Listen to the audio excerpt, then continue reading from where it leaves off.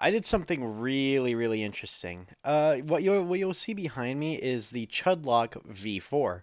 That's right. There were three other versions of this, and you can see that I've been playing around with them. Over here we have version 1, which, it worked. Don't get me wrong, it worked, but it was really bulky and really big. So I shaved off a couple of layers and made a V2. Then I tried to shave off a few more layers in V3, but it turns out the layers that I shaved off were needed, so V3 didn't work. But now we're here. V4, I shaved off a few more layers, and yeah, this is my own creation. At least, at least it is right now. I don't know if anybody's made anything like this. I looked online and I couldn't find anything. At least not on like YouTube or like on the top results of YouTube.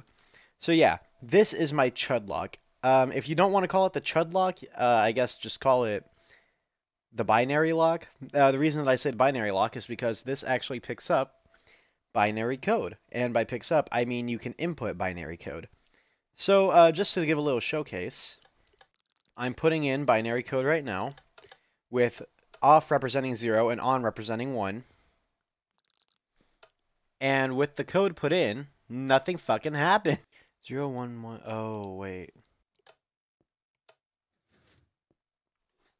I'm really dumb. What you'll notice is I input the right combination and the door opened. And what you just saw is whenever even one of these lights is off, the door will be closed. It will be shut. It won't open unless the right one is in. And you may be thinking, okay, well, what if I put in something extra? Does the door account for that as well? As a matter of fact, it does. Now, the reason I don't want to call this a binary lock because really you can make it any combination you want. It doesn't have to be binary code. But this specific one I made is I made it to count binary code. You can add any code you want, really. But I like to use binary just because I don't know, binary's cool. The only issue with this build is it's really bulky. Like I don't know how to optimize it because I'm frankly not smart enough for that. So, yeah, if you have any ideas on how to optimize it in the comments, please let me know because I would really love to. Because right now it's really bulky right now. But yeah, I'm really proud of this. This is my creation, the Chudlock. I can go through how it works. Basically, if you don't know how a copper bulb itself works, it is a T flip-flop. So essentially, with the press of one button, you have a constant power stream.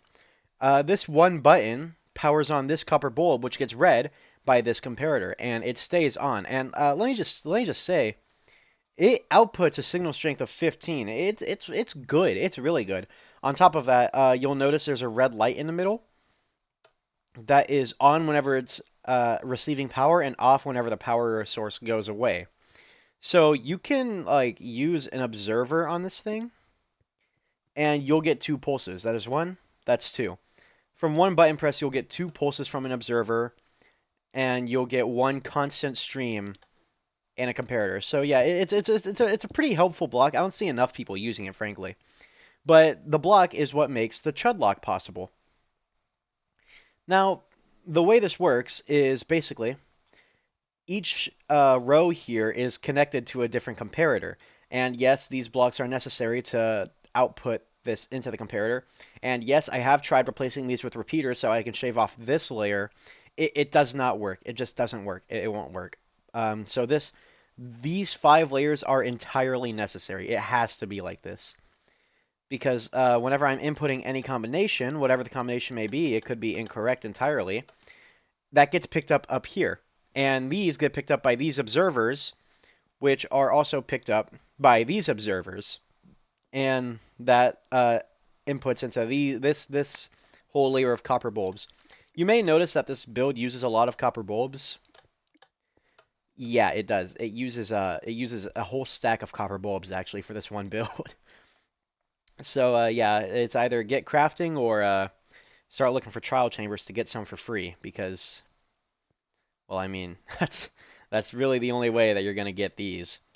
These comparators all pick up the output from the copper bulb, These observers carry the initial output from the copper bulb, and this row of observers is useful because without it, this is actually the issue that version 3 had. Without it, there wouldn't be a single input going in here. It would be two inputs. So basically, I can go back to version 3 to show you. This is V3. You'll notice it's a failure. It doesn't have that row of observers. So if I turn this on, like it should, it powers this.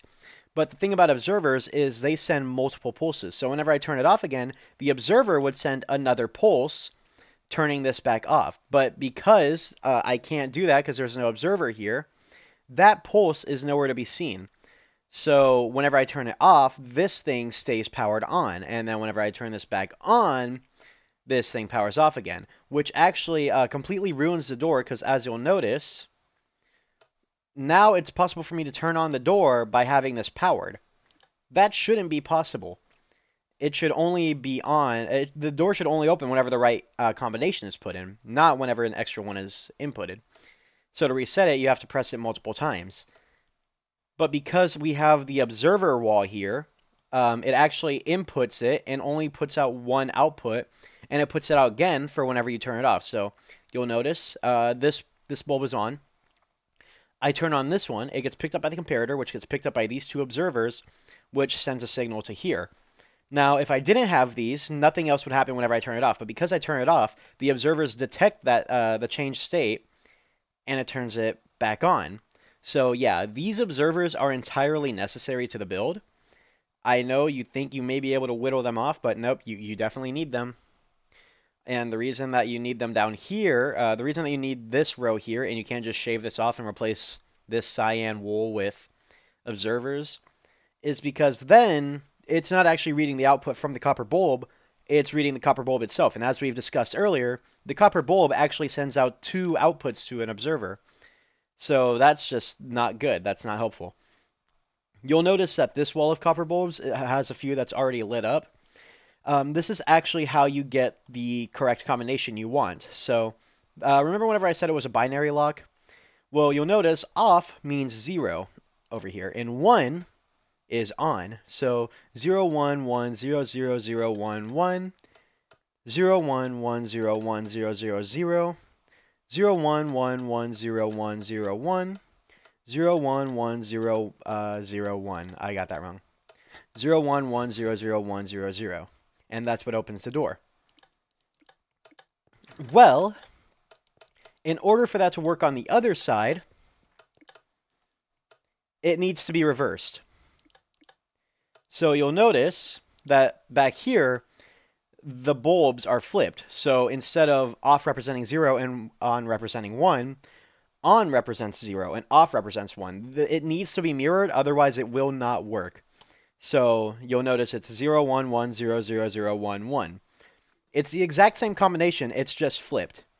So yeah, the reason that it needs to be like that is because all of these bulbs are sending outputs to this bad boy, which is the actual combination lock part of the combination lock. So the way it works is if there's any sort of power coming from any of these repeaters, it gets picked up by every single other repeater, and it gets brought down here, and it prevents this torch from powering on. Whenever this torch's state changes, so whenever it powers on or whenever it powers off, it gets noticed by this observer, which is brought over to this copper bulb, which I use to make this very simple flush piston door. So basically, you'll notice whenever I power it all on again, you'll come back here and you'll notice every single one is off. That's actually why we need it mirrored back here. So every single bulb, whenever the correct input is put in, is sending out an output. Because if there's an output going into all of these repeaters, it prevents these torches from powering on, which prevents these repeaters from powering on. And because these repeaters aren't powering on, there's nothing stopping this little redstone torch from powering on, which means it sends a changed state to the observer, which signals this redstone line, which hits this copper bulb, and it opens the door. And you'll notice, I call this the far left test because I'm hitting the furthest piece of redstone from the entire machine. Whenever I turn this on, it closes the door. That's because this comparator is no longer getting powered, which means this torch is getting powered, which means that this repeater has power in it. And that's actually why we have these repeaters on every single row here. It's that way whenever the pulse reaches it over here, it gets extended. So that way no matter what, no matter which one of these is on, there's always some form of power going down and going into this torch to turn it off, which the observer notices, and it closes the door again. But whenever I turn it off, that entire line goes off, that turns on, observer notices it, boom, door is open. So, yeah, it's really simple stuff. It's just not optimized at all. Like I'm on version 4 now. I've shaved off quite a bit actually. I've shaved off about 400 blocks from the original version because back here this used to be insanely clunky. I had extra layer here where it was unnecessary. I had whole extra rows with more redstone torches because I kind of just, I guess, forgot that you could just mirror these. So yeah, I made it really, really unnecessarily complicated over there. But now I have it so that way on actually means off because I mean everything connects. And in case you're wondering, yes, it is important that I extended everything this far. If I didn't, then the torches would actually just interfere with each other. I tried it earlier, and by earlier I mean whenever I made it. I tried to just do like a very simple straight diag, or I tried to do a simple wall with torches at the end of it. But the thing is, the torches on the bottom activated these blocks. So before, there would be torches down here, but those would activate these repeaters, which was not good for me because that meant that certain signals were getting the incorrect inputs. So, for example, my layer 1 signal, I'm going to call it that, the top layer is layer 1. My layer 1 signal would actually be getting the outputs from layer 2. So no matter what I did, it would always say that it was incorrect because layer 1 would first off just be completely useless, and the other 3 layers would be sending each other the wrong inputs. So this is the best I can come up with. Now, I'm not the smartest, and I'm not like a huge hardcore redstoner like some people are. But yeah, this is just what I came up with. If you have any ideas on how to optimize this, that I would love to hear it. I would love to know. I've tried a lot of things, hence why we're on version 4 right now and why version 3 was a failure. But yeah, I would love to hear your ideas. But if you do want to make any sort of optimization, it still needs to be like this. You turn on one after it, door closes, you close that one, door opens. If the correct combination isn't fully put in, door closes. If an extra one is put in, door closes. It is insanely important that you do that. And yeah, I would love to hear any ideas on how to compact this even further because I'm stumped. Like I've tried a lot. That's the Chudlock, or if you want to be more formal about it, you can call it the binary lock because, like I said, it's made mainly for binary code. And in case you're curious, yes, you can expand it, kind of. You can expand it. You can expand it either way. But if you're going to, I highly recommend you don't go past 14 because otherwise the far left test isn't going to work. Because if it's say you go out 15 blocks and you power the far left one, the signal is not going to be strong enough to reach the repeater, so the door is not actually going to be affected by it.